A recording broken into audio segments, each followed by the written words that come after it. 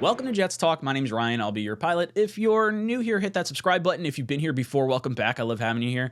Boys and girls, I want to talk about a little rumor that I've seen pop up across the NFL and among Jet fans and all that, and that's the idea of the Jets trading for Kirk Cousins now that Aaron Rodgers has gone down for the season. Now, this is a very large topic to kind of get into, so I'm going to go over a few key topics. We're going to talk about the cost, the whys it should or should not happen for each team, Jets and Vikings, and the stats, the contract cost, along with the trade compensation that would have to be given up to get him.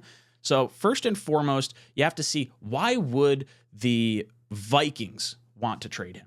Well, there's a few reasons. They opted not to extend him this past offseason, so he's going into the final year of his contract. It's kind of weird when you have a franchise quarterback or a head coach or a GM going into the final year of their contract, because everyone else that sees that, they're saying, that doesn't seem like someone you're trying to keep around for that much longer. Not to mention they cut or allowed vets to leave via free agency, most notably Dalvin Cook, who is on the New York Jets right now, and Adam Thielen, who wound up going to the Carolina Panthers. He is, like I said, a free agent in 2024. His contract voids, which means he is not allowed to be franchise tagged because it is not technically ending the contract. So they could get a compensation pick, which is cool, but the compensation pick doesn't come until 2025. So if the Vikings are looking to do this rebuild that it seems like they're sort of setting themselves up for, they would probably prefer a pick in 2024 versus a pick in 2025. The other piece of this puzzle is the Jets traded a first or a second round pick to the Green Bay Packers for Aaron Rodgers. Now, we know that Aaron Rodgers is going to be out for the year. He's not going to play 65% of the snaps, which would have made that a first round pick. So the Packers are getting the Jets' second round pick. But what is very big for the Vikings is if the Jets win games, that pick for the Packers gets worse. So in a weird roundabout way, by trading the quarterback they don't plan on re-signing and don't plan on having in the future of their organization, they could hurt their division rival and get a pick back this year. So it just seems like it makes a ton of sense from the Vikings side of things. Now, as far as the Jets side of things, why would they want to make this move? They've already thrown their weight behind Zach Wilson, and I think that's the right way to go. I think the team is all juiced around Zach Wilson, and they're going to give him every opportunity to try and make this thing work, but they don't want to wind up in the same position they were last year, where Zach was the only quarterback healthy because Flacco's getting knocked around, Mike White gets knocked out with injury, Streveler wasn't really a viable option.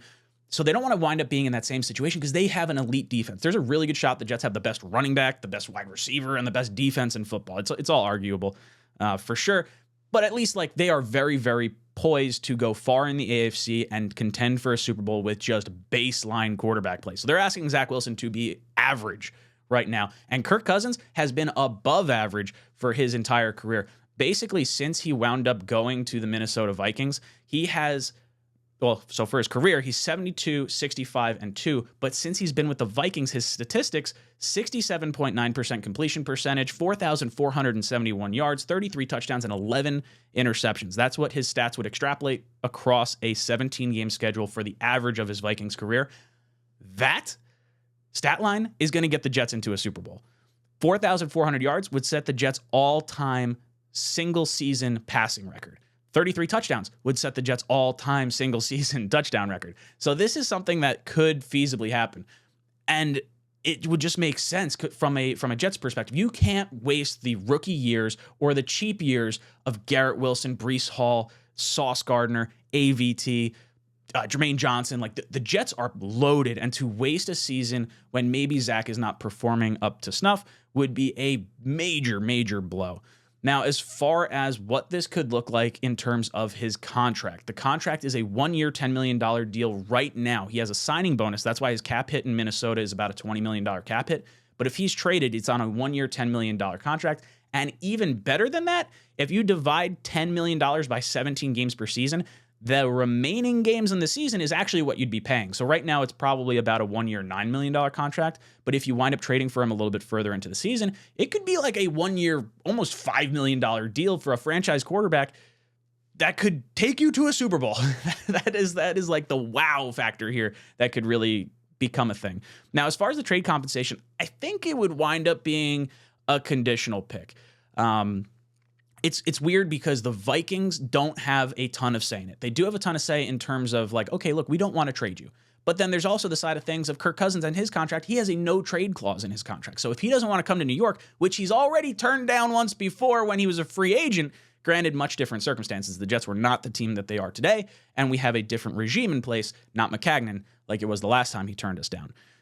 But he can decide, I don't want to play for the New York Jets, or, hey, the only place you can trade me is the New York Jets. Similarly to Aaron Rodgers, where he kind of had that de facto no trade clause, there could be some sort of leverage. So I would think this is probably a conditional pick where maybe you have to think it's probably a first-round pick to get this level of quarterback, and if the Jets are in dire need of one and they think they're in a situation where they can contend for a Super Bowl, maybe that's something you consider.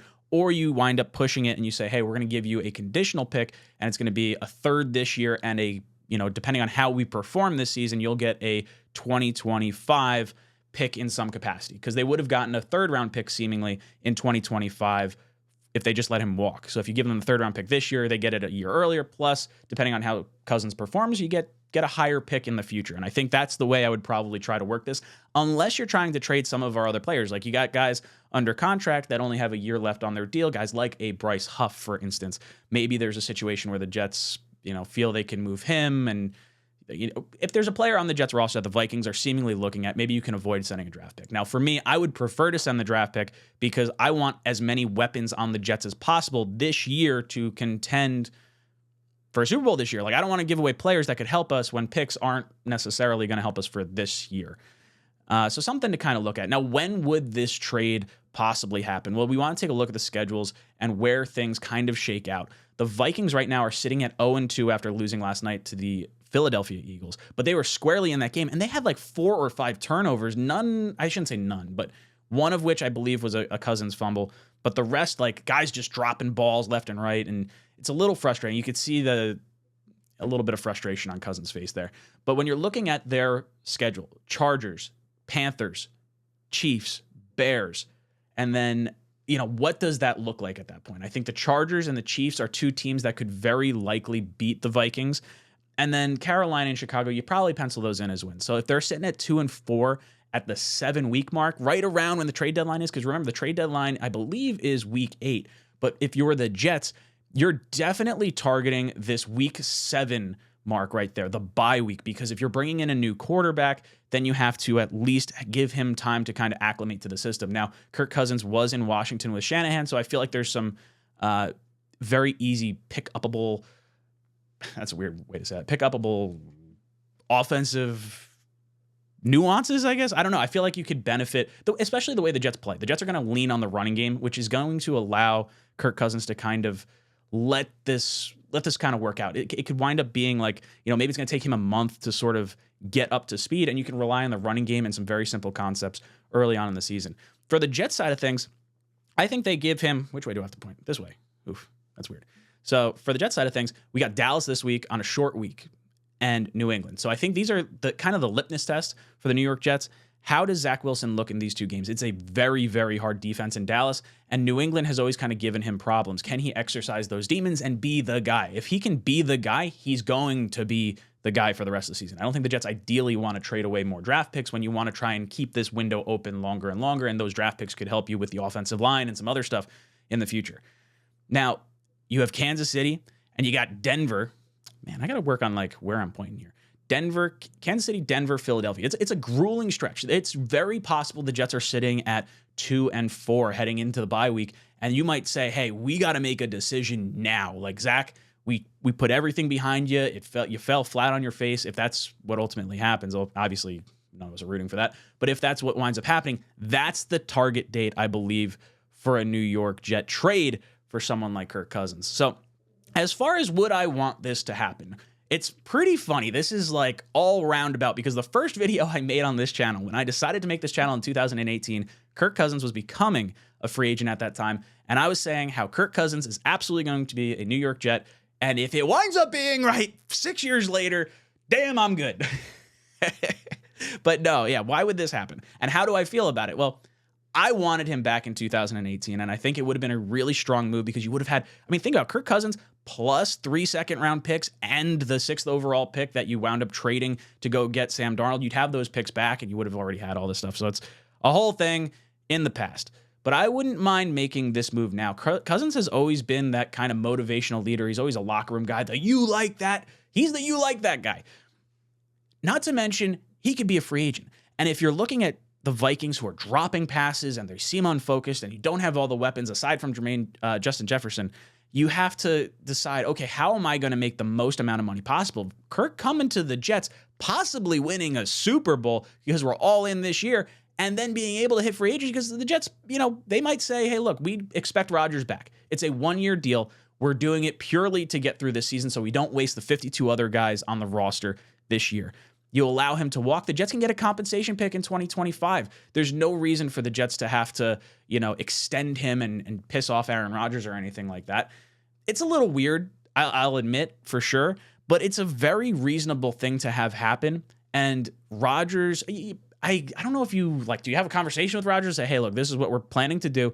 The plan is to allow him to leave at the end of the season. We're both under that same, thing. Maybe the Jets have some sort of extension, because I don't know if the void year follows him. It may follow him, and he may have to be a free agent anyway, but maybe it's like some astronomical cap hit number in 2024 to guarantee he's not going to be on the roster and he's going to have to leave, which actually would cancel out the comp pick, so that can't happen. So he's going to void and he's going to leave at the end of the season. Now that I'm thinking about this out loud. So overall, as far as things go, option one for me, it's Zach Wilson all the way. I very, very much want to see Zach succeed with this team because I want him to be the quarterback for the next 10, 15 years into the future. If the worst case scenario happens and things start going sideways and Zach looks to revert back to his old ways where his feet are shuffling around, he's running back 30 yards behind the line of scrimmage and he's throwing interceptions, then I think you start having a very realistic conversation with the Minnesota Vikings. Guy that would get traded out of conference, would hurt their division rival, has some chemistry with some of the guys on the team already, and is highly motivated to try and win. So guys, let me know in the comment section, how do you feel about Kirk Cousins? Do you think it's realistic that he could get traded to the New York Jets? What do you think that trade compensation would look like? And what do you think the Jets could ultimately do if you had Kirk Cousins at the helm? Let me know in the comment section down below. And as always, go Jets. This video is brought to you by Manscaped.com. Manscaped is trusted by more than 9 million men worldwide for their trimmers, liquid formulations, and premium boxers, and their Performance Package 4.0 is a game changer when it comes to creating the ultimate men's grooming and hygiene bundle. Their 4th generation electric trimmer features a cutting-edge ceramic blade designed to reduce grooming accidents and has a 4,000 LED spotlight for when you need a more precise shave. Although your balls might look like a punching bag, don't treat them like one. You'll also get the Weed Whacker 2.0, the Crop Preserver deodorant, and the Crop Reviver toner spray. Simply apply the Crop Preserver after your shower for an all-day body odor protection. Manscaped even threw in 2 free gifts in their Performance Package 4.0, the Manscaped Anti-Chafing Boxers and the Shed Travel Bag. Bring your comfort in boxers to another level. Go to manscaped.com today to get 20% off plus free international shipping when you use promo code JetsTalk20. That's 20% off plus free shipping with promo code JetsTalk20 at manscaped.com. Your balls will thank you.